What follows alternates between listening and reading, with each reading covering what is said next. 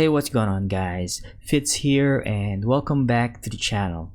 Thanks so much for all your support. Before we get to the game, I just want to give a quick message. A lot of you watching my videos are not subscribed to the channel, so please subscribe if you like the content. It really helps me continue making more videos. If you have any suggestions or comments, please drop a message in the comment section below the video. I read all of them and reply as much as I can. Alright, with that out of the way, let's get into it. Today I'll talk about this game that I just recently found out about. It's called Dreamscaper. I was given a Steam key by the developer's PR team, so thanks to them I played the prologue, which contains the first level called Hometown. It has a lot of unlockable items and a boss fight. I got to play around with the controls and feel what the game was about. So, what is Dreamscaper? Dreamscaper is a surreal roguelite inspired ARPG with modernized hack and slash combat. I would say it's more like Darksiders Genesis than it is Diablo.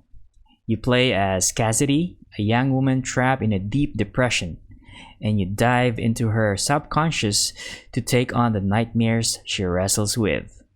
Every slumber is a different dungeon, and you must unlock the power of your dreams to see a new day.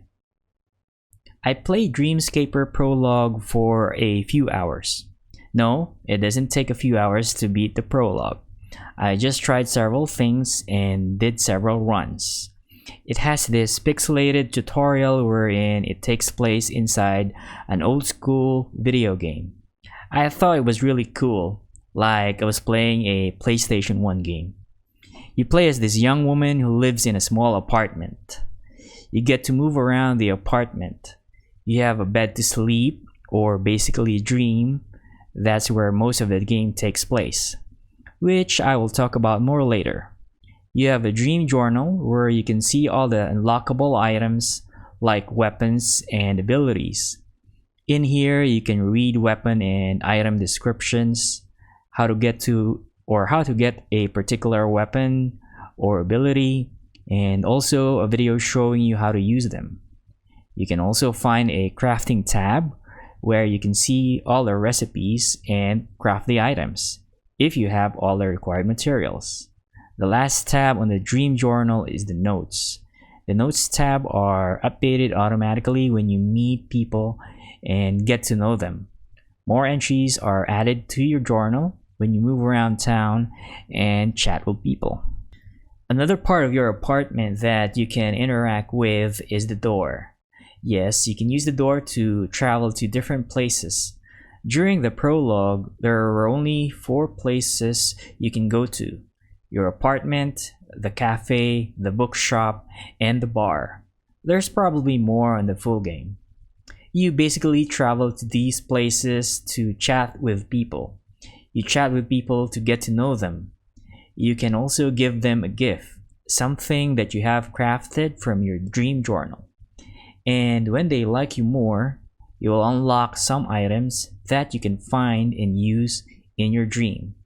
There's only a limited time you can go around town and chat with people because Cassidy, your player, has to go home when it's nighttime and sleep or dream. When you dream, you go into this randomly arranged set of tiles, just like in other ARPGs like Wolcen or Diablo. You fight enemies that are your nightmares. Enemies drop sand, it's the currency in your dream. You spend sand to buy upgrades, weapons, ammo, health, and more. Some tiles have challenges like defeat the enemies before the timer runs out, or defeat enemies without getting damaged. There are also puzzles to solve which reward you with items. There are several weapons and each of them have different combos and unique animation. You can block, parry, or evade attacks. You can even slow time, limited by your stamina as indicated by the bar below your health. You collect keys dropped by some monsters to open lock tiles. and bombs that can destroy obstructions. It's possible to miss out on tiles if you run out of keys. To finish the level, you have to fight a boss. There was only one boss in the prologue. After you defeat the boss, it will drop some loot like ammo, health upgrade, etc. After the fight, you can either wake up to explore the town and chat with people again, or continue sleeping, which means you dream and you fight again. So basically, that's the gameplay loop. It's more fun to play it than how I'm describing right now. I just want to mention the features the developers indicated on their page. Hopefully you get to experience all of these when the full game is released. First, an expansive combat system that rewards skill play. Shoot off finger guns, rend the earth below you, or whip a yo-yo into enemies with a slew of dream-inspired weaponry. In this game, you actually have to time your dodge, parries, and attacks, and not just button mash. You need a bit of skill to beat some monsters and during boss fights. Second, adventure through 6 beautiful haunting dreamscapes to discover powerful artifacts, surreal scenery, and a multitude of unique events, challenges, and puzzles. There was only one map in the prologue, and it already has a lot of unlockable items, which in my opinion is a good sign for an ARPG. Third, day and night gameplay. Explore the waking and dreaming world to learn Cassidy's story. Your actions in one affect the other. I'm really looking forward to what they have in store for us when the full game is released. Fourth, deep item progression that creates synergies and new possibilities every run, encouraging experimentation and high replayability. Fifth, warp the dreamscape around you with lucid powers, surreal dream attacks, and abilities that manipulate the elements, warp space, and even control time itself. As you have seen earlier, I was able to slow time and use it to my advantage. And lastly, live Cassidy's waking life and forge friendships with the people around her. Empower Cassidy with their hopes and memories to display the darkness of her nightmares. And I think that is the ultimate goal for this game. We'll just have to wait and see. I also want to show you some game settings. The game has modest system requirements and they should run on current systems.